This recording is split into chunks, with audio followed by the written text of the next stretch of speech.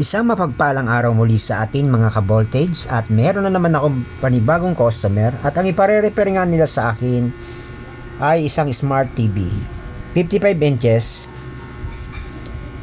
Ang issue po nito ay meron po daw sounds pero hindi po daw nila makita yung image.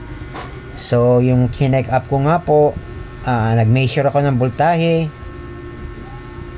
diyan sa papuntang backlight. Ay meron naman po siyang voltaheng nilalabas pero hindi po siya umiilaw.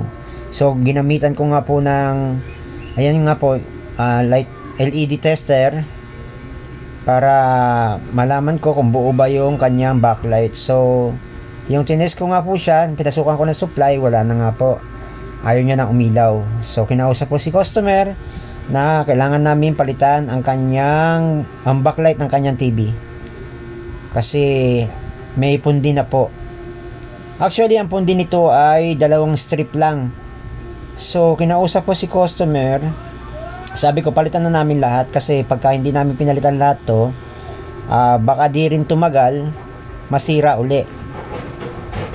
Pumayag naman si customer na palitan na lang daw lahat para mas tumagal-tagal ang paggamit ng TV niya, hindi kagad mapundi.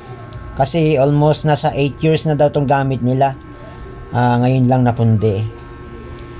So yun, pumayag nga si customer at ginawa ko, tinanggal ko na nga yung backlight na yan at bumili na po ako ng panibagong backlight.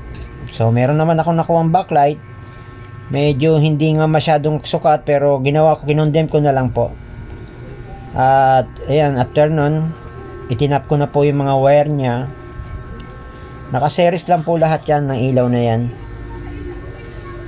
So mga ka-voltage, kung halimbawa meron kayong mga ganitong problem na TV, merong sounds pero hindi nyo makita ang image, maaaring backlight din po yan. Pero kung halimbawa black ang screen nya tapos may backlight naman, maaaring LCD po ang diferensya. Pero sa kaso pong ito, backlight po ang problem nya. Kaya yan nga po, tinesting ko na po siya at gumagana naman po lahat ng binili kong ilaw.